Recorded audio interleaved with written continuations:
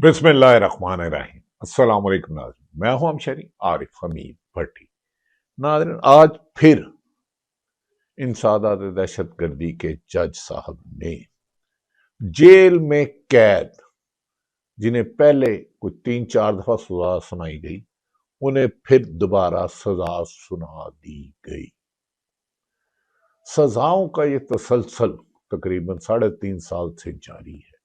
क्या इस सजाओं के बाद मौजूदा हुक्मरान जो फार्म 47 की पैदावार है, अवाम में हमदर्दी हुई? Answer is no. दूसरी तरफ पाकिस्तान की अवाम तो छोड़ दे, उनके साथ क्या होना है जिस मुल्क में अदालतें अपने ही जस्टिस साहबान को तहफुज ना कर सके, वो अवाम को खेते मिट्टी इंसाफ और तहफुज देंगे? ये तो मुमकिन ही नहीं होगा। नाज़रीन, दूसरी तरफ अहम जराये का कहना है कि ये झूठ और प्रोपोगंडा है कि कोट लखपत जेल में बंद डॉक्टर यास्मीन राशिद, एजाज चौधरी, उमर चीमा, मियां महमूद रशीद और दीगर लोगों के साथ बात करके डील की जा रही है। मियां महमूद रशीद, एजाज चौधरी, यास्मीन राशिद के करीबी जराये ने कहा है कि हम इमरान खान को माइनस करने का तस्वुर भी नहीं कर सकते। कोई हमसे बात भी करेगा तो उनको जवाब होगा, जाएं। इस मुल्क के मसाइल का हल अडयाला जेल के बाहर, अडयाला जेल में कैद बानी पीटीए इमरान खान के पास है। ये भी कहा जा रहा है कि मौजूदा हुक्मरानों को लाने वाले अब बंद कमरों में इस बात पर खासी मशावरत कर रहे हैं कि मौजूदा हुक्मरानों को जितना हमने अदलिया को कंट्रोल करके, मीडिया को कंट्रोल करके, अवाम को दीवार में गाड़ कर इनकी मदद की, इन्होंने मुल्क को उतना ही खोखला कर दिया। शायद इसीलिए मुख्तलिफ ऑप्शन पर गौर है, लेकिन बुग़्ज़ इमरान में लोग बढ़ते जा रहे हैं। नाज़रीन, ये भी कहा जा रहा है कि मौजूदा हालात को कंट्रोल करने के लिए जो माशी एक्सपर्ट हैं वो कह रहे हैं जब तक मुल्क में सियासी इस्तेकाम नहीं आएगा, $1 अरब से ज्यादा, $100 अरब से ज्यादा लोग बैरून मुल्क लेंगे। इस मुल्क में अशराफिया गिद्ध की तरह अवाम का खून निचोड़ रहे हैं। सियासी कारकुनों को सजाएं देना, इंसाफ पसंद जजों को, चाहे जस्टिस मंसूर अली शाह साहब हो, तरमनला हो, तारिक महमूद जहांगीरी हो, इनको कार्रवाई करने के बाद अब कुछ लगड़ बगड़ चमचे कह रहे हैं कि तारक जहांगीरी के खिलाफ इंतकामी कार्रवाई भी हो सकती है फौजदारी। तो कितनी जेलें भरोगे? चारों सूबों को एक जंगला कैद खाना बना दिया है। नाज़रीन, गुज़श्ता दूसरी तरफ वज़ीर आला सेल अफरीदी खैबर पख्तूनख्वा ने कहा कि इमरान खान की बहनों को डयाला जेल के बाहर बार बार मुबैना तौर पर केमिकल मिला पानी फेंक कर जुल्म किया जा रहा है, लेकिन तरीके तहफ़्फ़ुज़ आईन पाकिस्तान को इमरान खान ने मैंडेट दिया मूवमेंट चलाने का। हाँ, मेरी नज़र में मौजूदा जिस तरह 26 और 27वीं तरमीम में बाद खोखला पाकिस्तान हो चुका है, इंसाफ के बगैर यतीम हो चुका है, इससे इमरान खान को अदालतों से इंसाफ नहीं मिलेगा। और मंगल के रोज जाने के बाद इमरान खान की बहनें लीमा खां जाए, नौरीन खां जाए, शाहिद खटक जाए और जितने लोग भी जाएं, इन पर जुल्म होता रहेगा और मुकदमा दहशतगर्दी के होते रहेंगे। कानून तोड़े हुकूमत, आइन तोड़े हुकूमत, जबर करे हुकूमत, लेकिन इंसाफ मांगने वालों पर मुकदमात की ये रविश ने पाकिस्तान की हुकूमत को खोखला कर दिया है। ना सिर्फ पाकिस्तान बल्कि दुनिया भर में वाज़ेह अक्सरियत है कि पाकिस्तान में एक शख्स को, एक पार्टी को खत्म करते करते हुकूमत ने अपने आप को खत्म कर दिया। नाज़रीन, गुज़श्ता रोज इंसादात दहशत गर्दी के जज मुजफ्फर अली गिल ने GOR गेट के सामने एक पुराने केस में क्लब चौक के बाहर एहतजाज करने पर, पुलिस पे घराव करने पर FIR के मुताबिक यास्मीन राशिद, मियां महमूद रशीद, उमर सरफराज चीमा, एजाज चौधरी को 10-10 साल कैद सुना दी और शाह महमूद कुरैशी वाइस चेयरमैन जिन्हें बरी कर दिया, और बरी कई दफा किया गया, लेकिन उन्हें रिहा नहीं करना।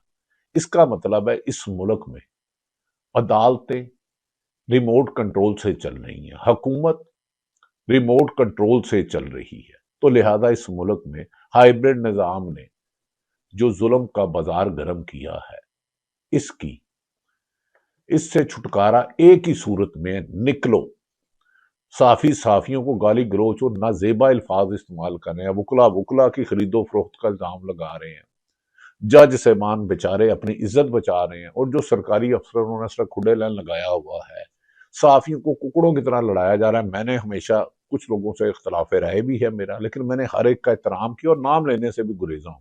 लेकिन जो बदनामी इस 3.5 साल में सहाफत ने कमाई है, शायद ही किसी ने कमाई हो सकता है किसी और मेरे सीनियर साफी के ख्याल में हो। आज भी एक लगड़ बगर सीनियर साफी ने खबर दे दिया, उस खबर की हकीकत 1% नहीं है। मैंने स्टैब्लिशमेंट हलकों से, मौजूदा हुक्मरानों से, जेल जराए से, यासमीन राशिद से, उमर सरफराज चीमा से, मियां महमूद रशीद से, कब के करीबी लोगों से कहा, उन्होंने कहा इस खबर का वजूद ही नहीं है। उन्होंने कहा अगर जो तरीके इंसाफ छोड़ चुकी हैं मियां महमूदिया, इमरान इस्माइल क्या बेचते हैं, वो तो इमरान खान को बुरे वक्त में छोड़ गए। ये मियां महमूद रशीद और उनके करीबी कह रहे हैं हम तो इनकी बात नहीं सुनना चाहते, हमारे पास आएंगे तो हाँ, बाज लोग अस्पतालों में छुप के मिल लेते हैं, मिलवाता कौन है वो भी सबको पता है, इमरान खान। दूसरी तरफ नाजरीन, इस्लामाबाद हाई कोर्ट के साबक सदर रियासत अली आजाद ने कहा कि 200 सिर्फ तारक महमूद जहांगीरी को इस्लामाबाद के 3 हलके खुलवाने और सुप्रीम कोर्ट में इस दरख्वास्त पर कि हमें अदारे हरासा कर रहे हैं, हमारे घर की वीडियो बनाना चाह रहे हैं। उन्होंने कहा 209 पर सिर्फ और सिर्फ किसी भी हाई कोर्ट के जज को सुप्रीम जुडिशल काउंसिल घर भेज सकती है, अल्लाह बता सकता है। ये फैसला सरफराज डोगर साहब का आइन से भी मुतसादम है, कानून से भी मुतसादम। उन्होंने कहा इस्लामाबाद में 3 हलकों खोलने का जब हुक्म दिया था, उस वक्त इनके गिर्द घेरा तंग कर दिया गया था और 40 साल की डिग्री को कैंसिल कर दिया गया। उन्होंने इसके बाद इनके खिलाफ इंतकामी कार्रवाई शुरू हो गई है। उन्होंने कहा कि मौजूदा सरफराज डोगर और मौजूदा अदलिया ने, फाइद ईसा ने जस्टिस मुनीर को भी पीछे छोड़ दिया था। इस मुल्क में फेयर एंड फ्री इलेक्शन ही नहीं होते, चाहे वो कौमी असम्बली, सूबाई असम्बली के हों या अब बार्स के भी हों। उन्होंने खरीदो फरोख्त का इल्जाम लगाया। उन्होंने कहा ये सिस्टम इतना खराब हो गया है कि अब ये अपने ही वजन से गिर जाएगा।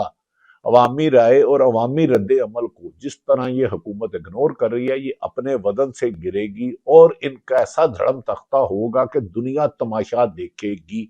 उन्होंने कहा इस हुकूमत की चार्जशीट इतनी है कि नाकाबिले यकीन है।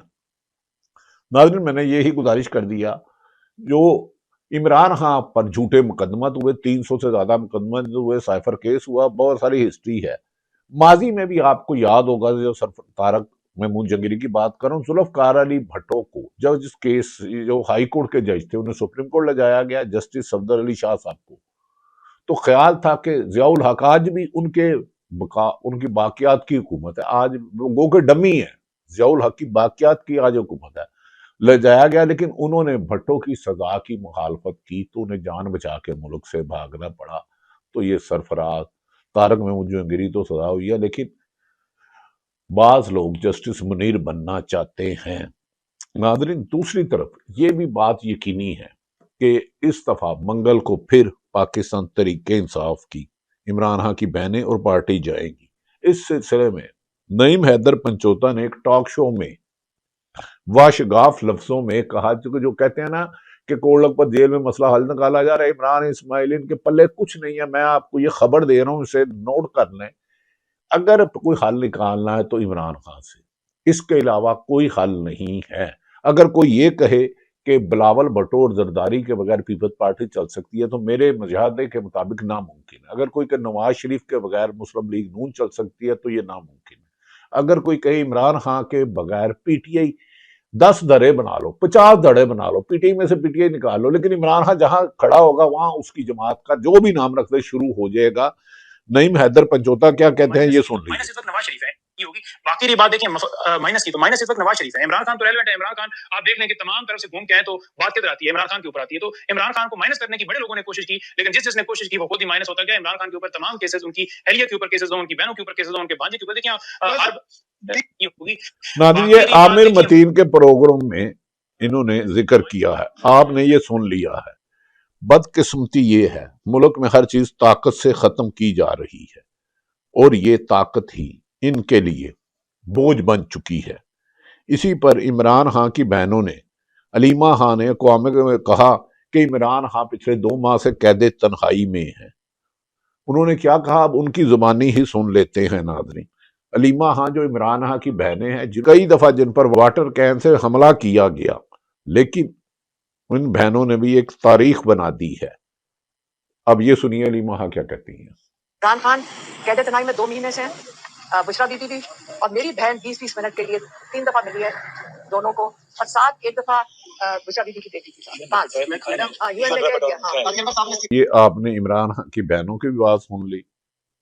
पारस जहांजेब जो समा पे प्रोग्राम करती फिर सुनो पे चले गई, उन्होंने अपने एक वीलॉग में जिक्र किया। उनकी भी मुख्तसर गुफ्तगू सुन ली जाए, क्योंकि ये भी मुतासरीन में है और काबिल एहतराम है, और जो मेरी से राय मुख्तलिफ रखते हैं वो भी काफी काबिल एहतराम है। यार, किसकी माँ बहन बेटी और मुकद्दर रिश्तों का एहतराम करे, इख्तलाफ राय बुरी बात नहीं है। तो जनाब, अब ये है हकीकत कि जिस मामले पर हर रोज टीवी पर बैठकर और सोशल मीडिया के जरिए ये बयानियां बनाने की कोशिश की जाती है कि 9 मई के वाकयात एक बाकायदा मंसूबाबंदी के तहत किए गए, वो सब मफरूजों पर मबनी अफसाना है। वैसे अगर शवाहिद होते तो 9 मई में पाकिस्तान तहरीक इंसाफ रहनुमाओं को दी जाने वाली जो सजाएं हैं, वो एक पुलिस एहलकार की कहानी की बुनियाद पर फिर क्यों उन्हें सजाएं दी जाती? जो याद है ना कि उसने एक पीटीआई के इजलास में वो मेज के नीचे बैठकर सुनी थी, लेकिन फिर वो भूल गया और वाकई के कई दिन बाद फिर उसे याद आया कि हाँ, कुछ सुना था, जिसकी बुनियाद पर फिर 9 मई की एफआईआर वो दर्ज की गई। अब ऐसी रामलीला पर अगर रियासत ने बयानियां बनाना है तो इसकी क्या जरूरत है? वैसे भी इमरान खान को हिरासत में रखने के लिए कौन सा कोई कानूनी फ्रेमवर्क चाहिए? फरमान ही काफी है, जिस पर अमल पैदा होने के लिए पूरी स्टेट मशीनरी हम वक्त कहा जाता है कि तैयार ही रहती है।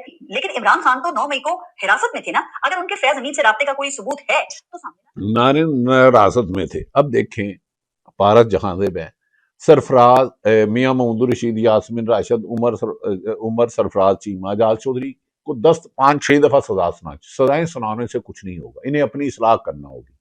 बंद कमरे वाले मौजूदा हुकूमत से नाला है, मैं आपको ये यकीन से कह रहा हूं, और 2-3 ऑप्शन पर भी गौर हो रहा है। क्योंकि कैद तन्हाई में जाने के बाद जेल में बंद, जेल में जज जाकर, कोर्ट ऑफ जेल में जाकर ऑलरेडी सजाएं भुगतने वाले को सजाएं सुना रही है। तारक महमूद जहांगीरी को जो 100-209 के तहत सिर्फ कर दी थी, सरफराज डोगर कर रहा है। इस जुल्म से आप साबित क्या करना चाह रहे हो? इसमें तो आपने अपने पल्ले ही कुछ नहीं छोड़ा। ये सजाओं के सिलसिले याद रख लो, ऐसी चार्जशीट होंगी। नेपाल, बांग्लादेश एक दिन नहीं आया। लेकिन मेरी अपनी राय है, पाकिस्तान तरीके इंसाफ के लोग बहुत कुछ कहते हैं जी, पीटीए मूवमेंट नहीं चलाती। क्या चलाएं? एक घर को 10-10 दफा तोड़ा गया। हाँ, जिस दिन बांग्लादेश, नेपाल और श्रीलंका की तरह लोग निकले तो याद रख ले, ये मेज के नीचे छुप के इमरान खान का बयानिया सुनने वाला, ये केस झूठे उसी वक्त खत्म हो जाएंगे। इनकी उम्रें ज्यादा नहीं हैं। और अब ये भी कहा जा रहा है, कुछ साफी भाई ये कह रहे हैं कि मजीद जो हमारे दोस्त जैसे माना बाबर स्टार और दीगर जैसा समनिफत और दीगर लोग, उन्हें सिब्बी और दूसरे जगहों पे भेजा जाएगा। भाई कहां कहां भेजोगे? आपको तो अब भागने की जगह भी नहीं मिलेगी, जितने भी जालिम है। याद रख लें, अरशाद भट्टी साहब कहते हैं वो शख्स जो कैद में है लेकिन बाहर इसका सिक्का चल रहा है। आज भी पाकिस्तान और ओवरसीज पाकिस्तान में इमरान खान का नाम बिकता है। एक एआई से जाली तस्वीर आ जाए तो टी टॉक शो की शायद सुर्खियां होती है, हेडलाइन होती है, और बाज सहाफी जो सीनियर हैं लेकिन उनकी ख्वाहिशों को खबर बना के इस तरह झूठ फैलाया जा रहा है, लेकिन अवाम उसे 0-0। अरशाद भट्टी ने क्या कहा, ये ले सुन ले। ये मेरी, ये मुल्क मेरा, ये इमरान खान मेरा, हम सारे, अरे इमरान खान बाकी सियासतदान हमारे, इमरान खान आप लेके निकल लो, ये बाकी सारे सियासतदान आपको दिए। अरशाद भट्टी कह रहे हैं, अब अवाम ये कह रही है बाकी सारे सियासतदान आपको दिए, इमरान खान हमारे। लेकिन ये आज इस वक्त मकबूलियत है।